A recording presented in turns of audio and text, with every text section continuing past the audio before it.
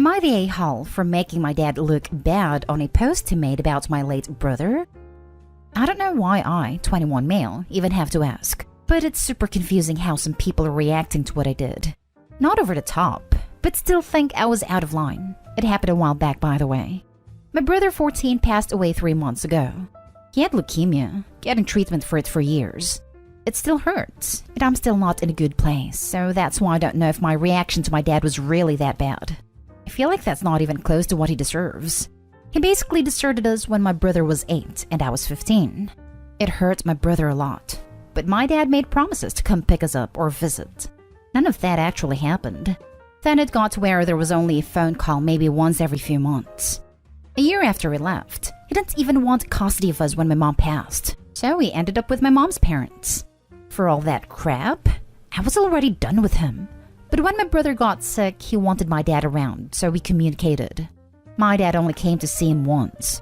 In the 2 years my brother was sick, my dad only came to see him once. Not even when we knew we had to say goodbye, and my brother was asking for my dad. He didn't want to go, because it would be too hard. I agree, but tough luck. It hurt me seeing my brother like that too. Then he wasn't at the funeral either. Reason why they think I'm the a-hole? My dad posted about my brother on his Facebook. It was a picture of my brother that caught me off guard when I was scrolling. And my dad was saying he misses him and couldn't even attend his own son's funeral because supposedly he wasn't told. It made me so mad I left a long comment on his post. Not calling him any stuff, but saying that nobody stopped him from going to his own kid's funeral, and pointed that he knew about it because he left me on read when I sent him the info. No one stopped him from going to see my brother when he was dying asking where he is because we all told him. And also that nobody stopped him from being a freaking dad when he walked out on his kids. It was kinda cathartic, not gonna lie, but everything I said was the truth. It just made me angry the way he was talking like he wasn't given a chance to say goodbye. My dad messaged me privately. Mad because I'm talking crap to him when he only wanted somewhere to vent, and you don't need to be told he's a horrible dad. My grandma agrees with him and that I should apologize because my dad is a parent grieving the loss of his kid. My grandpa at least is on my side, but I've gotten comments from that post that I should be ashamed of myself. That my dad wasn't a good dad but he feels guilty for that, so I shouldn't add more to it. Again, I don't know why it's so wrong to say that. Am I the a-hole? Now for the top comments. Not the a-hole. Your dad used your brother for attention on social media and tried to play the victim role of a father that isn't even told when his child dies, which he was from what I could read. Just for some clicks and some comments, your father used your brother that he almost was completely no contact with. Your brother might be worth nothing more than a few clicks to your father. Not the a-hole. I'm so sorry for your losses. Your dad should not have the privilege of calling himself a parent when he did not put in any of the work. I'm gonna say not the a-hole, but I'm all about calling out people's BS on social media. I hate fakers and liars. And your dad is lying and trying to get sympathy where he deserves none. He sounds narcissistic and selfish, and I'd consider going no contact. Shouldn't it be that hard, considering he's basically been no contact by choice this whole time? We haven't been in contact anyways. Only reason we talked was because my brother was sick. Your dad used your brother for clout. He wants sympathy and attention. There's nothing wrong with what you did. For Pete's sake, he couldn't even grant your brother a last wish of saying goodbye. He left you both long ago. It's best to honestly cut him out of your life now. You don't need such a selfish person in your life. I'm so goddamn sorry for the loss of your little brother. I hope you seek therapy or ways to help you grieve. Take all the time you need. Heck, take a day and go get your brother's favorite ice cream. Make yourself a scrapbook. Your brother loved you, and he was so lucky to have you by his side always. Not the a-hole. Funny you mentioned favorite ice cream. He actually loved frozen yogurt. Went to a place we used to go all the time, but it made me sick, so didn't even get to stay. I don't know. I can't eat stuff we both liked. My grandma says that's part of the process. Next story is titled, Am I the a-hole for not wanting to interact with my biological father but still expecting him to pay child support? I, 18 female, was raised by a single mom. My parents divorced when I was just 2 months old and my mom got full custody of me, so I never met my father. All I've ever really known about him is his name and the amount of child support money transferred into my bank account each month. Now, in my country, A non-custodial parent is obligated to pay child support up until their child turns 18. But this can be extended for a few more years on the condition that said child decides to pursue a higher education and go to university. So as you can already guess, as soon as I turned 18, my father stopped paying child support. But when I graduated high school and got accepted into a university, I decided to use this extended child support law to my advantage and took him to court. Me and my mom weren't doing all that well financially and thought the extra money would definitely come in handy. The case took quite a few months to get resolved, and the courtroom was the first and last place where I saw my father in person. His reasoning for not wanting to continue paying child support after I turned 18 was that I didn't want to have any sort of relationship with him, so he didn't want to send money to a complete stranger each month anymore. He told the judge he'd agreed to continue paying child support on the condition that I agreed to get to know him and talk to him on a regular basis, but I declined. I mean, even if biologically he's my father, this man is nothing more than a stranger to me. I have no real interest in getting to know him, and I never did. Wanting to have a relationship with him would be like wanting to have a relationship with the sperm donor who conceived you. I ended up winning the case, because the law is very clear on the fact that he has to pay child support for as long as I'm in university, regardless of whether I want to actually interact with him or not. Now he has to pay child support every month up until I graduate from university. We ended up getting in a huge argument as soon as the last court hearing was over, and he was really upset because I didn't even want to talk to him for a while and give him a chance, but still wanted to prey on his money. So from a legal point of view, I'm in the right. But am I in the right from a moral point of view too? Am I an a-hole? I should also add that my father never made any attempts to pursue a relationship with me while I was growing up, and neither did I. My mom never actively tried to get me to meet him, but at the same time she made it clear that she was always open to talk if I wanted to know more about him, and ready to answer any questions that I might have had. Except that, well, I never really had any questions to ask her and was never really interested in him. She also never badmouthed my father and never tried to stop us from meeting each other, but neither of us ever made any sort of attempt to do so. I don't think he's a bad man, but I don't think he's a good man either. He is just a stranger who didn't want to be involved in my life, so I don't want to be involved in his life either. I don't resent him. I have no reason to. It's just plain old disinterest both on my part and his. Not day home. You didn't ask to be born, and you certainly didn't ask to have an absent father. You're the kid here. He has obligations. You do not. Good luck with school. But she's asking about the morality, not the legality. And morally, she's the a-hole. Not the a-hole. Law is clear. He had 18 years to build a relationship and declined. I am sure he could have tried to build a relationship over those 18 years. Applied for visitation. Opie, have you investigated to see if he tried to see you but was blocked by your mother? Make sure there isn't information on this being hidden from you. Also, why are you so sure you would have refused to see him as a child? Did your mother heavily influence him against you? My mom was always open with me while I was growing up and never tried to block him from trying to contact me. This was even confirmed by my father himself.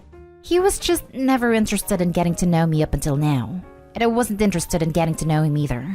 Why am I so sure I would have refused to see him as a kid? I mean, I was perfectly happy with the family he had, which was made up of my mom and some other relatives, so I just had no interest in knowing more about my father. I didn't resent him or anything because I wouldn't have had a reason to. It was just plain old disinterest, both on my part and on his part. I've seen some men do this before. They don't want anything to do with the child, but once the child is grown, they want to connect and play the role of dad to someone that doesn't want or need it any longer. No, you're not an a-hole. He had his chance to connect with you. You're right. He's essentially a stranger to you. Next story. Am I the a-hole for going to college out of state without my stepfather's permission? My stepfather and I have never had a very good relationship. We can't seem to agree on much of anything, but I am very non-confrontational and try my best to make him proud to avoid arguments. The one topic that I have never been willing to compromise on is college. I began talking about college during my freshman year of high school, and from the get-go, the topic was unwelcomed. It angered him that I wanted to talk about college, and the excuses never stopped. I don't have enough confidence in you yet, you're not ready yet, you're in too much of a rush to leave me, etc. I felt unsupported, and because of that, I decided that I wouldn't bring up college anymore. Fast forward to 2020 to 2021, I've graduated salutatorian of my class, got accepted into 13 out of 14 schools applied to, and won 12 scholarships on top of a full ride. Throughout the entirety of my senior year, talking about college was such a hassle, as I always felt unsupported in my academic endeavors. So I made a decision to attend college on my own. I picked a school out of state that offered me a full ride scholarship, and I broke the news to my stepfather. At this time, my mom already knew, as she was the one who helped me narrow down schools and make the decision. He didn't take the news well, and since May when I told him, every day there has been another argument. I've now been told that I am the worst thing that could happen to a man like him, and that because I've decided to go to school without his permission, I am doomed to be a lesson for my younger siblings about what happens when you don't work together. He has even blamed his relationship issues with my mom on me and my decision to go to college. I feel terrible about it. But I know that it was the only way I could attend school, since no matter what, he would have never supported me. I've tried telling him that I feel this way, but he never seems to listen. Instead, I get the guilt trips off, I guess I love you more than you love me, and why are you in such a rush to leave like I'm a bad guy? I just kind of wish he would be proud of my accomplishments and wants me to care about my future as much as I do. He says that me going to school is an adult decision that I shouldn't have made alone because it impacts my family. Yet, they aren't paying a dime. In fact, my stepfather says that it is wrong of me to leave only, because I would leave more stress on my family because I wouldn't be home to cook, do laundry, and watch my siblings. Am I the a-hole for deciding to go to school out of state without his permission? I love my family dearly, and it hurts to go so far away from them. But I was given an opportunity that doesn't come often. Now for the comments. I'd call your stepfather a prick, but that would imply he has a use and is capable of providing pleasure. You are not the a-hole here. Go build a life. And when your mother wises up and ditches this waste of proteins, be supportive. May or may not be a prick, but he is most certainly a narcissist. You don't hope you're getting out. Not the a-hole. You're an adult. You don't need anyone's permission. Also, what the hell is with this constant woe is me diatribes? I'm a dad, and I have zero understanding of his arguments. How is this having a single impact on him as a person? As a parent, I could understand missing your kids, them being so far away and being worried. But what he said? No clue. He is deranged. Not the a-hole. Your stepfather, however, is a massive a-hole. I would consider limiting your future contact with him, as the emotional manipulation from him, I guess I love you more than you love me, and why are you in such a rush to leave like I'm a bad guy, is very concerning. Get out, Opie. Now for the last story. Am I the a-hole for asking for the full inheritance instead of splitting it with my sister? I'm 28 female and she's 32 female. Don't know if that matters. Recently, our father passed away. He didn't really leave any money, but he has a partially paid for condo which I desperately wanted to live in. It's nothing fancy, just a small 650 square foot 2-bedroom place. It's cozy, and I've been struggling with homelessness since my husband and I split. Rents have drastically increased. I'm talking over doubled since I was on my own last, and I can't afford anything. The cheapest 1-bedrooms are $1,800 a month and bachelors around $1,500, while after taxes I make just under $2,000. I want to assume my dad's mortgage, which is right around $600 every month. So I asked my sister, pled my case, and she didn't take it so well. She's not hurting for money, owns multiple properties all over the world. I even said that if we can make it, that if anything were to happen to me, she could still get half. I'd want my half to go to my son, which is also the reason I don't want to move somewhere cheaper. My ex-husband lets me visit outside their place whenever I want, but if I had my own place with a suitable bedroom for our son, we'd be splitting costly 50-50. Anyways, sister and her husband have sent me a barrage of angry texts calling me a greedy a-hole. Curious about Reddit's opinion? Please be gentle. Now for the comments before the little update. Gentle, you're the a-hole. Need really has nothing to do with it. You aren't entitled to it more than your sister is. This. Without much of a backstory, it's hard to make a huge judgment. But your sister being more successful than you doesn't mean she has to pick up the pieces. Why can't it be sold as is, and you buy a place with your share of the proceeds? Or offer to buy your sister out of her share? Selling it and selling it now is probably the best plan since so many real estate markets are hot right now. Things may slow into the fall and winter, since they typically do. You would be the a-hole if you don't drop it. she's entitled to her share, irrespective of her financial position. I don't think you're greedy or wrong for asking, but the answer is sadly no. Could you ask to buy her out via payment plan? No, she doesn't want to sell it anyway. She wants to rent it to make profit. And that profit could benefit you because half would be yours. I mean, she says she'll split it. But do I actually think I'll ever actually see any of it? I wouldn't hold my breath. Massive update. I just want to thank everyone who has been kind and took the time to read through my comments, giving me advice. I just wanted to say I've read them. I had a big breakdown last night because I realized I was in way over my head with all this legal stuff. You guys were asking me to look up laws and probate, and just so much stuff I don't understand at all. I was trying and fiercely Googling. In the end, I called my ex. He's a lot more savvy with this kind of stuff, but I try not to intrude in his life. And had a bit of a cry while explaining everything that was going on with my dad's stuff, me being locked out, and just all the other drama with my sister. He said back when our son was born, my dad gave him a copy of his will, since that was also around time my dad started getting sick.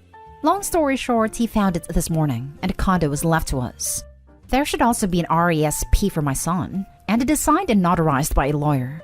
He said it will help me through the process, and that we can contact the lawyer together, and my ex will help explain things to me.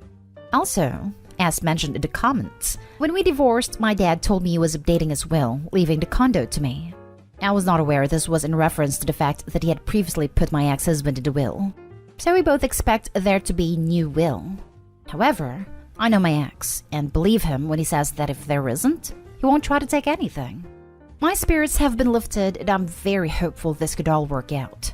I'm already daydreaming of having my son back home with me. Again, thank you so much to those who took the time to give advice. Without your encouragement, I wouldn't have had the guts to contact my ex. Just thank you.